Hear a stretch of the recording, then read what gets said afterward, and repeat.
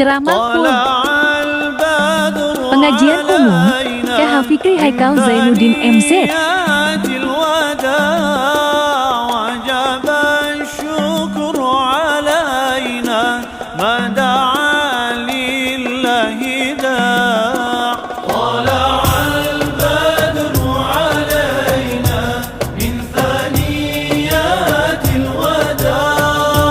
Welcome to my channel YouTube. Don't forget to subscribe, like, comment, and share. Selamat menonton. Anbiya wal mursalin Sayyidina wa maulana Muhammadin wa ala alihi wa sahbihi ajma'in, amma ba'du. Yang mulia para ulama, para kiai, para asatiz dan asatizah, yang saya hormati para tokoh masyarakat, keluarga besar Bapak Haji Umar Faiz, ibu bapak, saudara-saudara kaum muslimin yang saya cintai.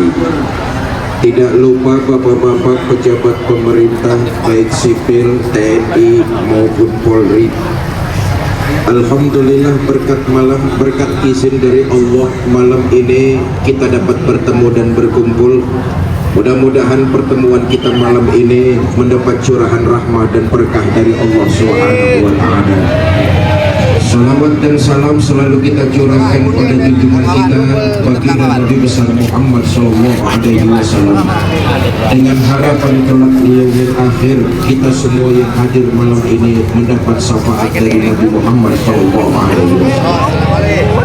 Sebagaimana kita mafhum, malam ini adalah haul ketiga orang tua kita almarhum Bapak Haji Abdul Aziz Banahmah, dan sekaligus akan berangkat mondoknya salah seorang cucu beliau, Ananda kita Fayed.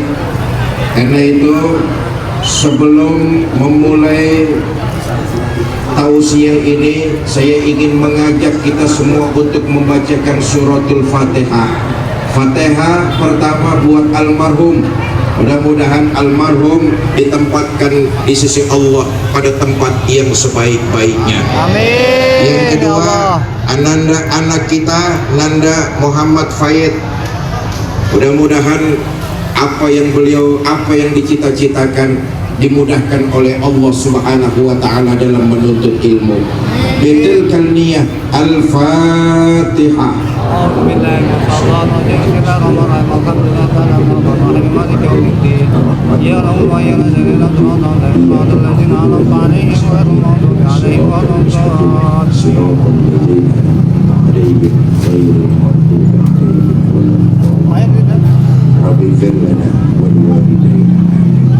Bapak Ibu saudara-saudara, malam ini kita menghadiri haul ketiga almarhum.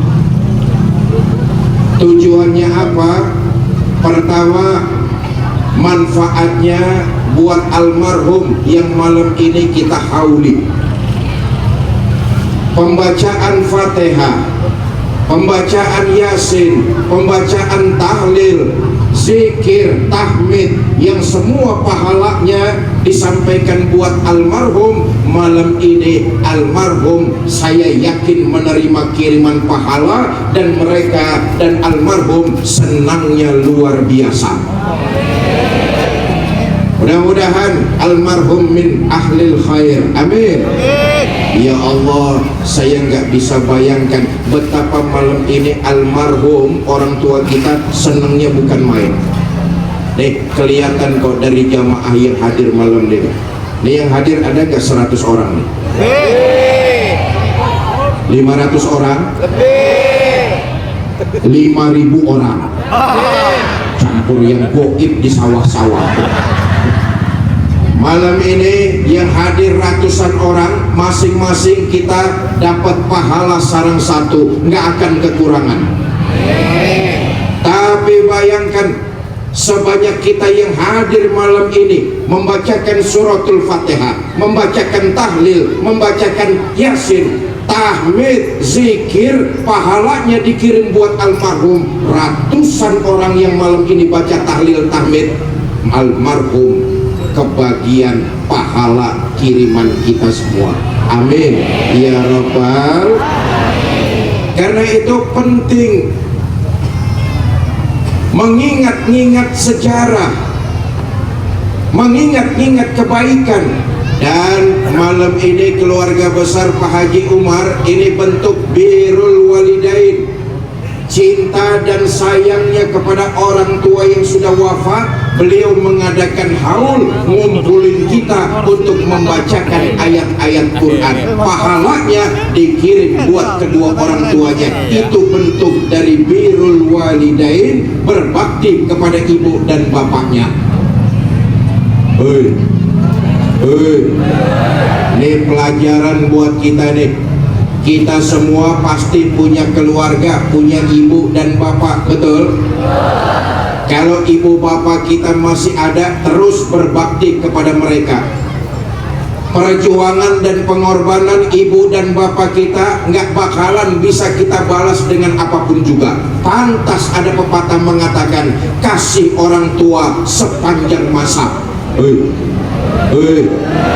Andai kata dunia dan seisinya kita persembahkan untuk membalas jasa ibu dan bapak kita, jasa mereka tidak akan bisa kita balas. Kasih orang tua sepanjang masa. Tapi kita lihat, kita sebagai anak kadang-kadang lupa kacang akan kulitnya. Betul, dengerin dulu. Kita nih kadang-kadang anak lupa sama kacang sama kulitnya. Mendingan sedikit saja dari soal ekonomi, kerjaan bagus, karir meroket, dipanggil dan ditelepon orang tua ingin bertemu, seringkali kita mencari berbagai macam alasan. Ada orang sini kayak begitu, ada? Yang mana orangnya?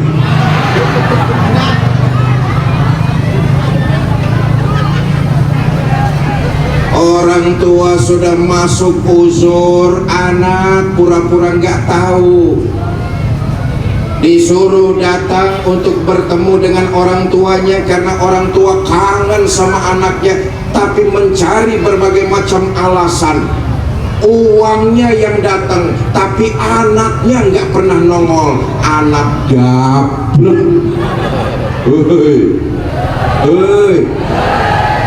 Bapak Ibu begini, setiap kita nih anak, yang diinginkan oleh ibu bapak bukan cuma kiriman, tapi yang terpenting adalah kehadiran kita, anaknya.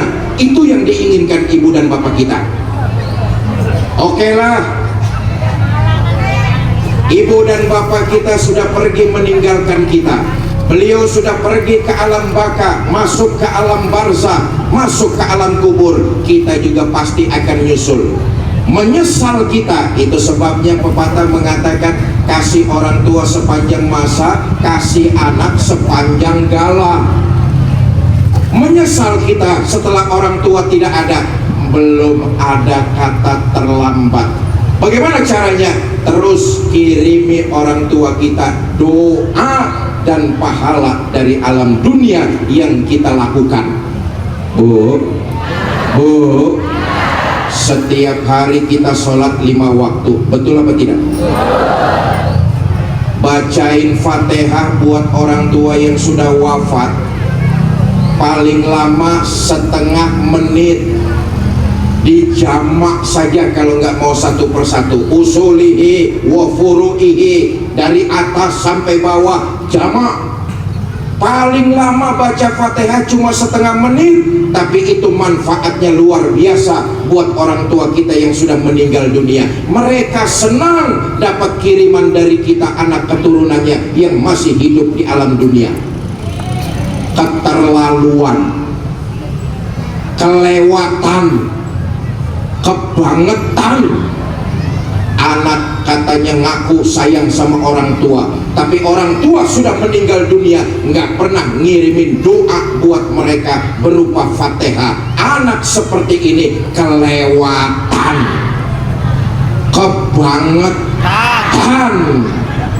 keterlaluan.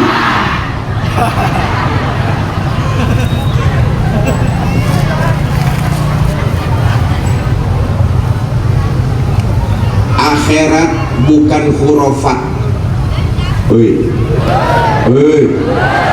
Akhirat bukan khurafat. Alam kubur bukan tahayul. Semua kita juga akan masuk ke dalam alam kubur. Betul apa enggak? Saudara, alam kubur pilihannya cuma dua, nikmat kubur atau siksa kubur. Mudah-mudahan orang tua keluarga kita, semua kita dapat nikmat kubur. Amin. Tapi kalau takdirnya di dalam kubur mendapat siksa, mendapat azab, na'udzubillah. Sampai kapan di alam kubur? Sampai datangnya hari kiamat. Satu hari di dalam kubur 1000 tahun di Ciledug. Tenang ini informasi Quran. Satu hari di dalam kubur 1000 tahun di alam dunia. Sampai kapan? Sampai datangnya kiamat. Enggak ada pilihan di alam kubur, cuma dua, nikmat atau azab. Kalau azab akan sampai kiamat. Yang bisa mengurangi azab kubur, yang bisa mengurangi siksa kubur, hanya kiriman doa dan kiriman pahala sedekah dari anak keturunannya yang masih hidup di alam dunia. Saudara, setiap hari Jumat Allah memberikan izin kepada ruh-ruh kaum muslimin. Untuk apa? Untuk mengais kiriman pahala dari kaum muslimin yang masih hidup di alam dunia. Hari Jumat Allah memberikan izin kepada roh-roh orang Islam untuk mengais-ngais pahala kiriman dari kaum muslimin yang masih hidup di alam dunia. Ketika khutbah kedua, khatib di mimbar berdoa, Allahumma gfir lil muslimina wal muslimat, mu'minina wal mu'minat, al ahya'i minhum. Setiap hari Jumat itu berarti 1 minggu sekali. Perbedaan di alam kubur dengan alam dunia jauh. 1 hari di dalam kubur 1000 tahun di alam dunia. Kalau kita sehari nggak mengirimkan doa buat keluarga kita, mereka menanti selama 1000 tahun. Kalau 3 hari kita nggak peduli dengan keluarga kita yang sudah wafat, mereka mengharap dan menanti 3000 tahun. Kalau 1 minggu 7 hari kita diamkan saja keluarga kita yang sudah wafat, nggak kita bacakan mereka Fatihah, mereka menanti dan menunggu 7000 tahun. Itu sebabnya Allah memberikan izin mereka untuk mengais-ngais pahala kiriman dari kaum muslimin yang masih hidup di alam dunia. Anak cucunya kemana?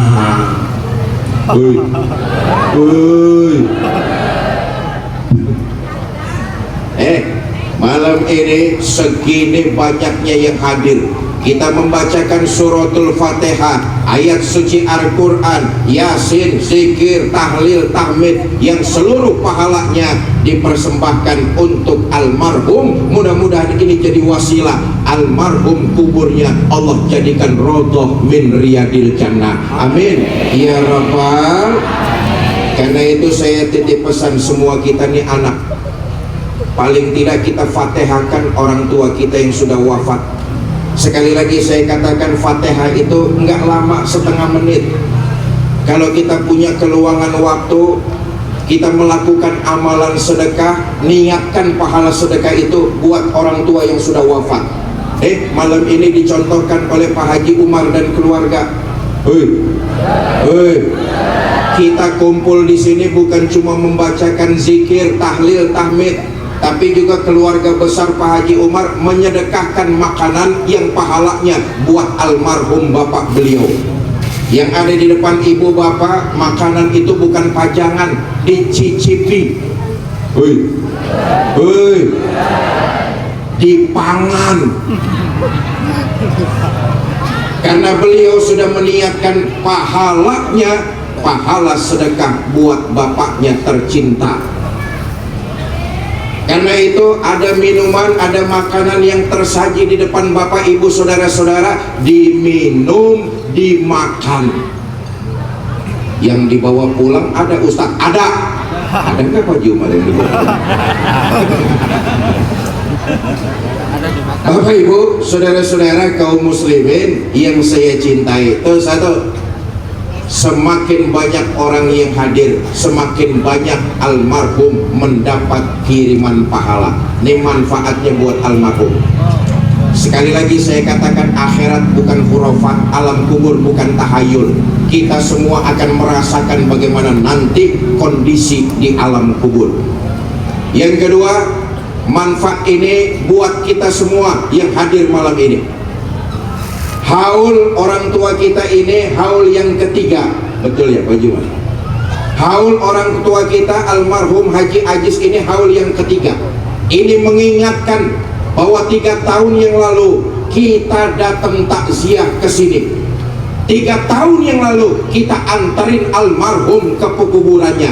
Tapi yakinlah saudara, satu saat kita juga bakal dianterin orang ke kuburan kita. Nih yang hadir nih semuanya nih calon-calon jenazah. Betul. Ada orang Ciledug yang hidup terus-terusan? Enggak ada. Kuwu bakal mati nggak kuwu? Mati. RW bakal mati nggak RW? Mati. RT mati nggak RT? Mati. Hansip mati nggak? Paling cepet Hansip. Bangser. Saya yang lagi duduk di sini bakal mati apa enggak? Sentimen. Nih, malam ini kita hadir haul ketiga orang tua kita, mengingatkan supaya kita introspeksi. Kita juga bakalan nyusul almarhum. Saya ingin menukil perkataan ulama besar Ad-Daqqaq, Abu Musa bin Ali Ad-Daqqaq. Ya jamaah yang di pinggir jalan, hati-hati, rada mepet saja. Ini di depan masih kosong, ini nggak apa-apa diisi. Supaya nggak terserempet kendaraan dan jangan mengganggu lalu lalang. Monggo Pak.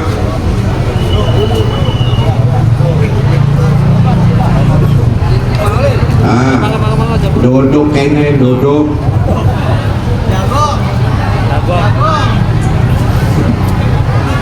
Sampai mana saya tadi ngomongnya itu?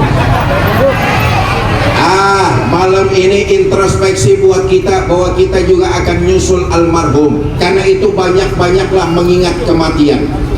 Kata Abu Musa bin Ali Ad-Daqqaq, orang yang banyak mengingat mati, malam ini nih kita hadir haul yang ketiga nih. Kita mengingat-ingat diri kita akan nyusul almarhum. Siapa orang yang banyak mengingat kematian, akan Allah berikan 3 kemuliaan. Pertama, kata Abu Musa bin Ali Ad-Daqqaq, takjilut taubah. Orang yang banyak mengingat kematian, hatinya akan segera ingin mencapai pengampunan Allah. Orang yang banyak mengingat kematian, dia ingin meraih pertobatannya kepada Allah Subhanahu wa ta'ala. Saudara, kita ini manusia hidup pasti punya salah dan dosa. Betul apa tidak? Salah dan dosa nggak ada kaitannya dengan umur. Kita ini pintar cari alasan. Salah dan dosa kita kaitkan dengan umur. Makanya taubatnya entar-entar. Entar aja dah tobatnya kalau udah rada bongkokan dikit.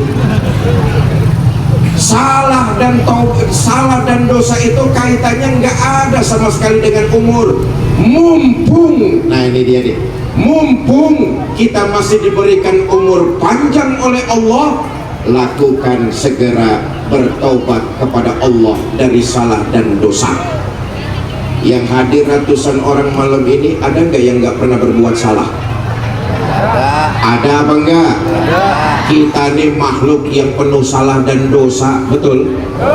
Saya Fikri Zainuddin MZ, salah dan dosa saya lebih banyak dari ibu bapak semua.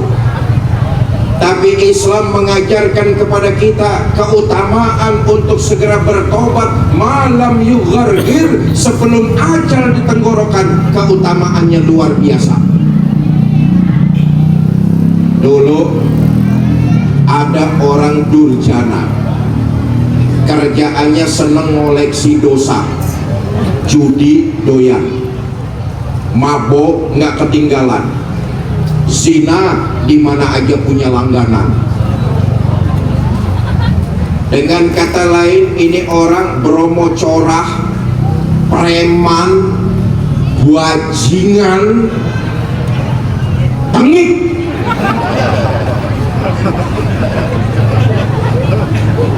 Jadi preman gak tanggung-tanggung, sudah membunuh 99 orang. Ya Allah, ini bukan preman KW, bukan preman kaleng-kaleng.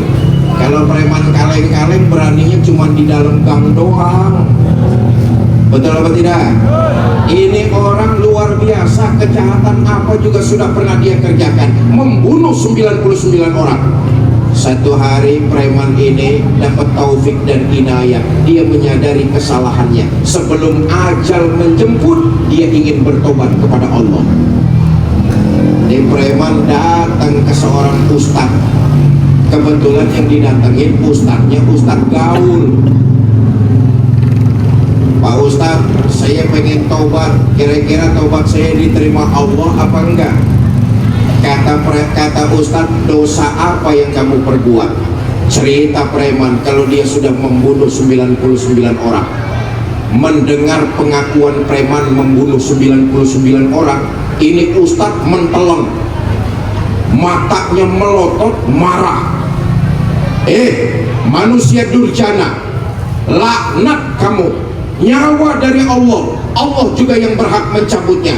Terlalu banyak dosa yang kamu perbuat, tobatmu tidak akan diterima, tempatmu sudah pasti neraka. Preman dimarah-marahin ustadz, mengkelap, emosinya naik, temperamen ini preman, nggak terima dimarah-marahin ustadz. Apa yang terjadi? Itu ustadz dibunuh, lempeng jadi cepek.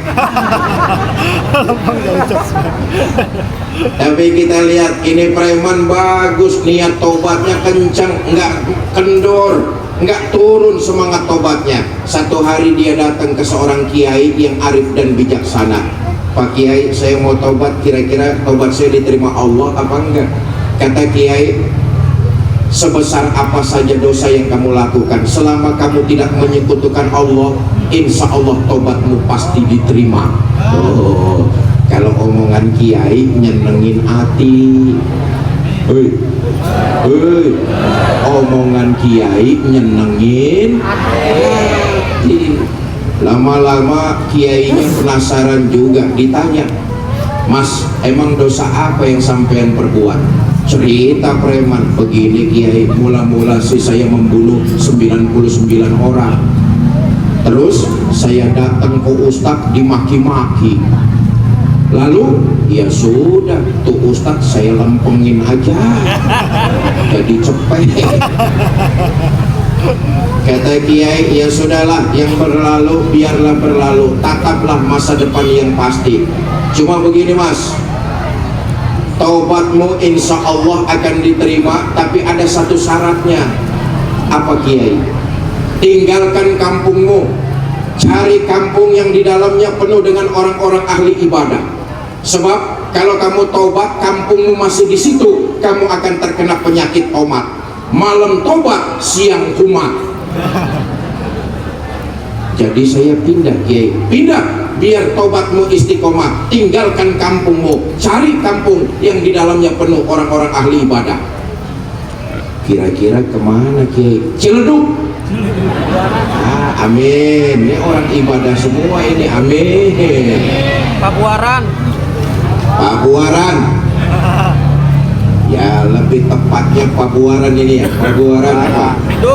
Kidul.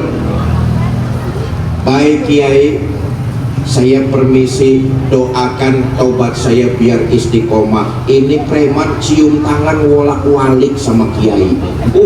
Biar preman tampilannya keras, kasar, tapi diomongin Kiai nurut, cium tangan bolak-balik. Enggak cuma cium tangan, ngamplopin.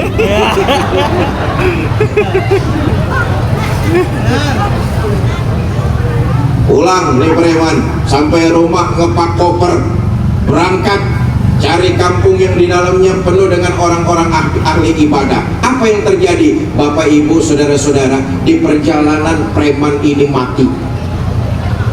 Mati.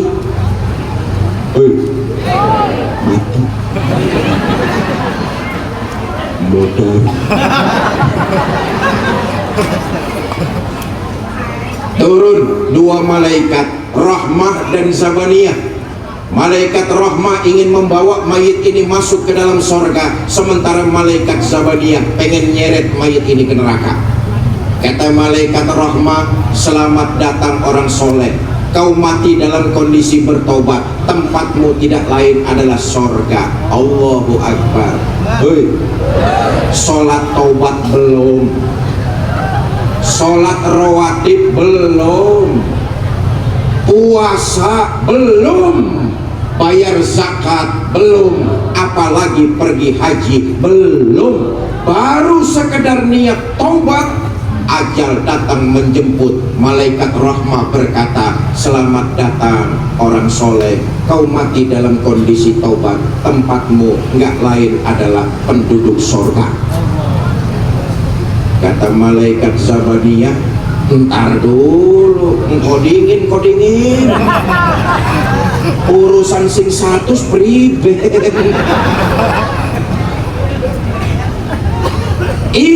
Ini dua malaikat ribut berebut.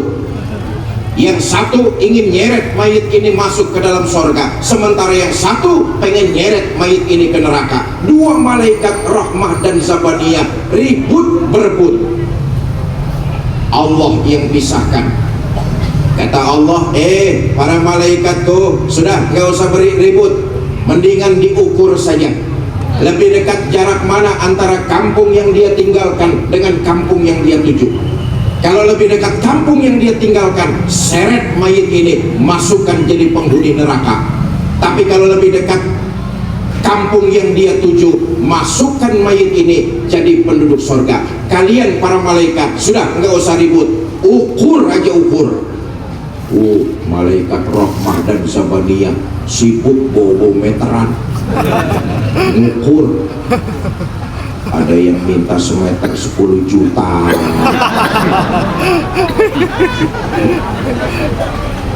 Saudara, apa yang terjadi? Nah, ini penting nih. Semua yang hadir malam ini, ratusan orang, mudah-mudahan kita semua masuk surga. Amin. Amin. Tapi yakinlah, kalau nanti kita semua yang hadir di sini masuk surga, semata-mata itu karena rahmat Allah. Preman ini membuktikan bedanya cuma sejengkal, tapi atas berkat rahmat Allah, niat taubatnya kenceng, bedanya sejengkal. Lebih dekat kampung yang dia tuju daripada kampung yang dia tinggalkan. Allah takdirkan preman ini jadi penduduk sorga. Takjilut taubah, mengingat salah dan dosa sebelum ajal sampai ke tenggorokan, maka segeralah karena keutamaannya luar biasa. Satu, Abu Musa bin Ali At-Taqab, orang yang banyak mengingat mati, akan disegerakan semangat untuk menggapai pertaubatan kepada Allah Subhanahu wa Ta'ala. Yang kedua, Sore. Sore. Ini pidato di sini sampai jam berapa ini? Jam 1. Sampean ngundang apa ngontrak sampai? Kalau sampai jam 1 Anda puas, saya lemas. Yang kedua, Abu Musa bin Ali At-Taqaf menyampaikan orang yang banyak mengingat mati akan ditumbuhkan semangat untuk memperbanyak nilai-nilai kebaikan. Allahu Akbar. Tadi saya disampaikan oleh keluarga besar almarhum, dibentuk dan diresmikan majelis taklim bernama Nurul Aziz. Ini sudah dirintis oleh almarhum tahunan yang lalu. Sejak beliau masih segar, beliau masih kuat, beliau masih gagah, sudah merintis majelis taklim. Maka diteruskan oleh anak-anaknya bernama majelis taklim Nurul Aziz. Inilah bukti orang yang mengingat kematian, banyak-banyak mengingat kematian, dia semangat dalam menebarkan nilai-nilai kebaikan. Harimau mati meninggalkan belang, gajah mati meninggalkan gading, kita manusia mati meninggalkan nilai-nilai kebaikan. Betul apa tidak? Ada makalah dalam bahasa Arab disebutkan, Bu, oi mau kemana Bu? Oi mau pulang bareng, oi. Biarin yang bangun gua teriakin loh. Ada satu makalah menyatakan innamal mar'u ahadisun ba'dahu. Orang itu kalau udah nggak ada baru jadi cerita. Almarhum bapak kita Haji Abdul Aziz, kebaikannya yang kita ingat. Innamal mar'u ahadisun ba'dahu. Orang kalau sudah nggak ada, dia baru akan jadi cerita. Fakun hadisan hasanan liman wa'a. Maka buat kita, berbuatlah yang terbaik, jadilah cerita yang baik-baik untuk orang yang akan kita tinggalkan. Maka kata Abu Musa, orang yang banyak mengingat mati, dia akan semangat menjalankan dan menebarkan nilai-nilai ibadah. Malam ini nih kita hadir di sini, mudah-mudahan ini dicatat sebagai sebuah ibadah dan dilipat gandakan pahalanya. Bapak Ibu, hanya perbuatan kita sajalah yang akan menemani kita masuk ke dalam kubur, karena memang harus kita pertanggungjawabkan di hadapan Allah. Maka orang yang banyak mengingat mati, dia semangat dalam berbuat kebaikan. Kebaikan yang kita lakukan bukan kita sedang menggembirakan Allah. Ibadah yang kita lakukan bukan kita sedang menyenangkan Allah. Allah nggak perlu ibadah kita, Allah nggak perlu kebaikan kita, tapi kita yang butuh ibadah, kita yang perlu kebaikan. Ini makna Quran. In ahsantum ahsantum li anfusikum wa in asatum falaha. Kalau kamu berbuat baik, kebaikan itu akan kembali buat dirimu. Kalau kamu berbuat jahat, kejahatan itu juga akan menimpa dirimu sendiri. Allah nggak perlu ibadah kita, Allah nggak perlu kebaikan kita. Secirebon orang nggak ada yang sholat, Allah nggak bakalan bangkrut, Allah nggak bakalan pensiun jadi Tuhan. Sejawa Barat orang nggak ada yang sedekah, Allah nggak bakalan bangkrut jadi Tuhan. Betul apa tidak? Allah maha kaya, Allah maha gagah. Perbuatan yang kita lakukan di alam dunia, hakikatnya akan kembali buat diri kita sendiri. Saudara berbuat baik sama orang, kelihatannya orang itu menerima kebaikan yang saudara lakukan, tapi hakikatnya saudara sedang berbuat baik bagi diri saudara sendiri. Contoh, nanti selesai pengajian, begitu saya mau pulang, Pak Haji Umar ngamplopin saya uang 5 juta buat bensin. Contoh.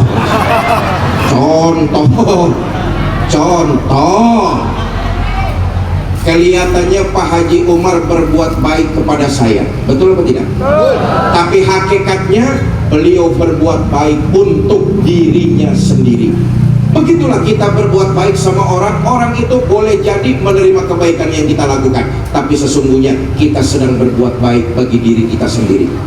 Saudara berbuat jahat sama orang lain, orang itu menerima kejahatan yang saudara lakukan, tapi hakikatnya saudara sedang berbuat jahat bagi diri saudara sendiri.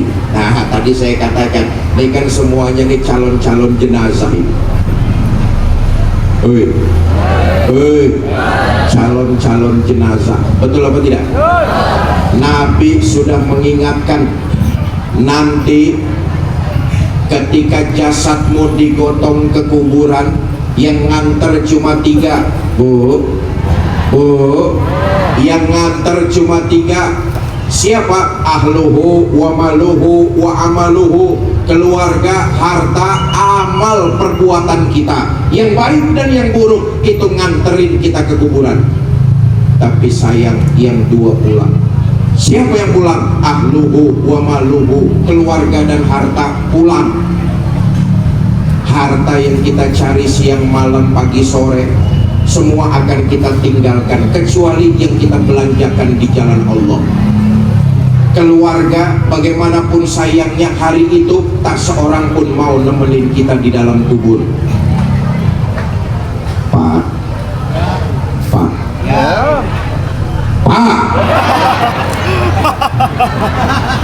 bapak-bapak urusan mati belaga budak. Mohon maaf Pak, kalau bapak-bapak mati duluan, jangan mengharap istri mau nemani masuk ke dalam. Bagaimanapun cintanya istri sama kita, bohong Pak, manis di bibir, gak sesuai dengan kenyataan. Dimasukkan jasad kita oleh orang ke dalam kubur, ditutup pakai papan, diuruk sama tanah. Paling istri cuma berdiri di tepian kubur kita, berlinang air mata sambil berkata, "Mas, sampai sini saja saya ngantar, mudah-mudahan sampean betah di dalam, nggak usah naik-naik lagi mah." Bagaimanapun sayang dan cinta, istri nggak bakalan mau nemenin, betul apa enggak? Bu, kalau ibu-ibu mati duluan, jangan mengharap suami mau nemani masuk ke dalam. Apa suami gak sedih ditinggal mati istri? Ibu jangan salah sangka, Bu, ibu jangan salah sangka dulu. Kami ini para suami, kalau ditinggal mati istri, tentulah kami bersedih. Kenapa? Istri buat kami para suami belahan jiwa, pelipur lara. Keren. Apa suami nggak sedih, nggak nangis ditinggal mati istri? Ibu jangan salah sangka, kami ini para suami ditinggal mati istri bercucuran air mata. Mata yang kanan, mata yang kiri melotot nyari mana gantinya. Nyatalah sudah, hari itu yang menemani kita masuk ke dalam kubur, harus kita pertanggungjawabkan di hadapan Allah, adalah perbuatan yang baik dan perbuatan yang buruk. Hakikatnya perbuatan itu akan kembali buat diri kita. Orang yang banyak mengingat kematian, menghadiri haul ketiga orang tua kita malam ini, dia kemudian punya semangat memperbanyak ibadah dan nilai kebaikan. Jelas? Jelas? Yang ketiga, yang terakhir, kata Abu Musa bin Ali Ad-Daqaq, orang yang banyak mengingat kematian akan diberikan qanaatul qulub, hati yang qanaah. Apa qanaah? Hati yang nerimu, meyakini semua yang terjadi adalah takdir dan ketentuan dari Allah. Orang yang punya sifat qanaah, menerima, jauh di hatinya dari ambisi, keinginan yang berlebihan. Nah, ini penting nih. Orang yang hatinya qanaah, dia punya keinginan tapi nggak ambisi. Yang namanya manusia hidup pasti punya keinginan, betul atau tidak? Orang yang hatinya qanaah, dia nggak punya ambisi yang berlebihan, keinginan yang berlebihan. Sebab keinginan yang berlebihan itu yang sering membuat hidup kita jadi sengsara. Bu, saya ulangi kalimat ini. Keinginan yang berlebihan itu membuat kita tidak qanaah, dan itulah yang membuat sering hidup kita jadi sengsara. Kenapa? Ambisinya berlebihan, keinginannya terlalu besar, tapi nggak diukur dengan kemampuan. Nah, ini penting nih. Orang yang punya sikap qanaah, dia pandai mengukur antara kemampuan dengan keinginan. Keinginan kita pasti tidak akan ada batasnya, betul? Pengen rumah gede, pengen mobil mewah, pengen sawah banyak, pengen duit, tuh keinginan kita.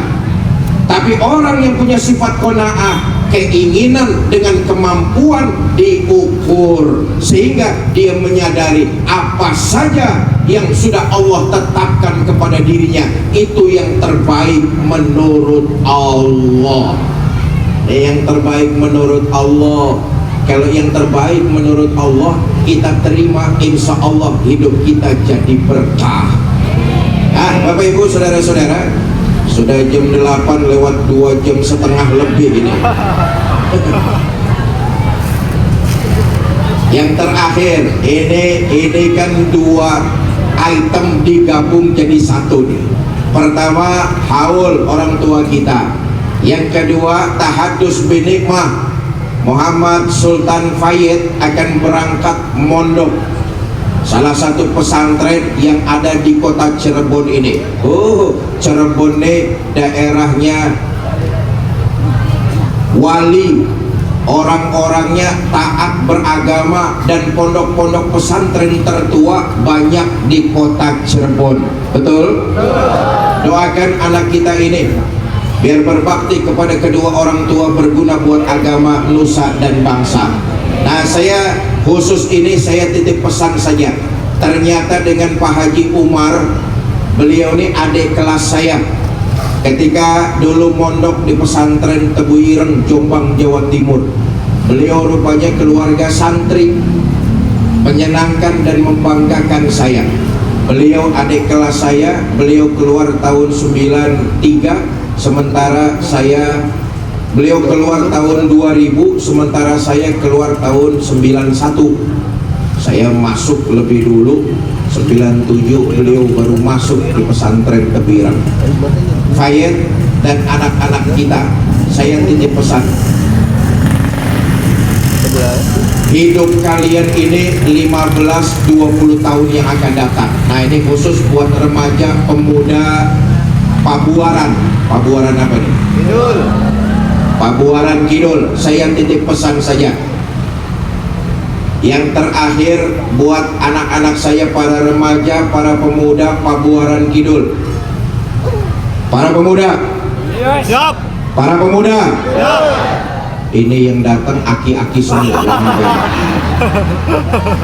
Anak-anak saya remaja, pemuda Pabuaran Kidul, saya titip pesan. Jangan buang-buang waktu sia-sia kalian sekarang ini. Gunakan sebaik-baiknya untuk menuntut ilmu. Sebab tantangan kalian 10-15 tahun yang akan datang jauh lebih sulit ketimbang tantangan kami sekarang ini. Zaman kalian sekarang ini era global. Nah, ini penting nih. Para pemuda, kalian bukan cuma bagian dari masyarakat Pabuaran Kidul saja. Ini penting nih. Kalian bukan cuma bagian dari masyarakat Cirebon saja. Kalian bukan cuma bagian dari masyarakat Indonesia saja. Tapi kalian, anak-anak saya, para remaja, para pemuda, kalian bagian dari masyarakat dunia. Kalian akan bersaing dengan orang Jerman. Kalian akan bersaing dengan orang Amerika. Kalian akan bersaing dengan orang Timur Tengah. Kalian akan bersaing dengan orang Cina. Era globalisasi, siapkan diri kalian dengan ilmu dan keterampilan. Tanpa itu kalian akan terseok-seok di pojok kehidupan. Sekarang ini era globalisasi, persaingan hidup ketat, beban hidup semakin berat. Tanya tuh dan Ramil, tanya Kapolsek, saingan jadi tentara aja berat, betul Pak? Pak Kapolsek, saingan jadi polisi aja ketat, betul Pak? Jangan jadi tentara, jangan jadi polisi, saingan jadi ustadz aja ketat. Sebab itu adik-adik saya, anak-anak saya, para remaja, para pemuda, Cirebon ini rumahmu. Jadilah kalian tuan di rumah kalian sendiri. Indonesia ini lapanganmu. Jadilah kalian, hai pemuda Indonesia, pemain di lapangan kalian sendiri. Caranya bagaimana? Ilmu dan keterampilan. Kalau sekarang kalian sia-siakan waktu kalian, foya-foya, nongkrong yang tidak berguna, tidak mempersiapkan ilmu dan keterampilan, yakinlah 15 tahun yang akan datang kalian hanya akan jadi kacung di rumah kalian sendiri. Kalian akan jadi penonton di lapangan Indonesia. Ini negeri kalian. Kalian hanya akan jadi penonton saja. Harta kekayaan Indonesia habis digondol oleh orang luar. Jelas? Jelas? Karena itu anak-anak saya, para remaja, para pemuda, khususnya Muhammad Sultan Fayed, kejarlah impianmu dengan sekarang berjibaku, bersusah-susah dulu menuntut ilmu sebanyak-banyaknya dan mengasah keterampilan. Yakinlah tantangan kalian 15-20 tahun yang akan datang jauh lebih berat ketimbang tantangan kami yang sekarang ini. Karena itu pentingnya ilmu, asah terus keterampilan. Saya dari tahun 1986 masuk pondok pesantren Kebuir. Sejak saat itu saya jadi santri. Sampai sekarang saya tetap santri. Dan sampai saya menutup mata nanti, saya tetap seorang santri. Tugas santri adalah belajar, tafakur, mempelajari apa saja. Sebab Allah berikan kita 3 perangkat untuk belajar.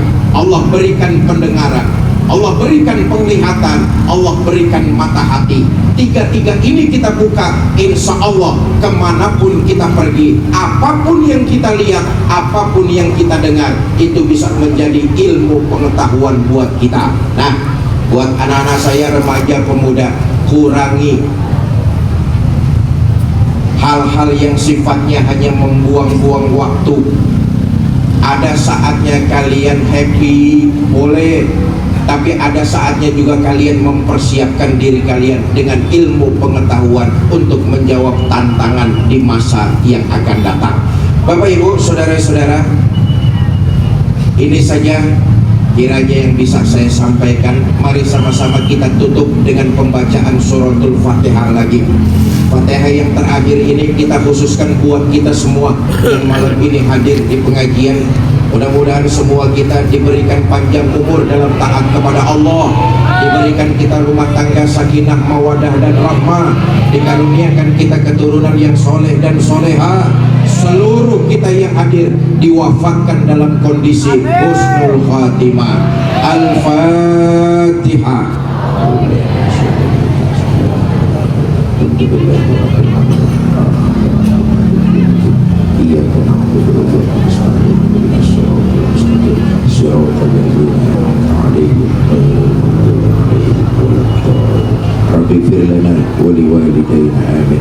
Ini saja yang dapat saya sampaikan, mudah-mudahan ada manfaat, lebih kurang saya mohon maaf. Wallahul muwaffiq ila aqwamit thoriq. Assalamualaikum warahmatullahi wabarakatuh. Waalaikumsalam warahmatullahi wabarakatuh. Hadirin kaum muslimin yang dimuliakan Allah Subhanahu wa taala. Setelah kita simak bersama tausiah modul Islam yang disampaikan Bapak Mukarram, Bapak Kiai Haji Ibu putra tercinta Bapak Kiai Haji Jainuddin MZ, Bapak Fikri Haikal Jainuddin MZ yang telah memberikan atau memaparkan tausiahnya. Semoga dapat bermanfaat untuk kita semua. Namun sebelum itu, sebelum acara kami akhiri, kami tutup dengan sebuah doa. Wassalamualaikum warahmatullahi wabarakatuh.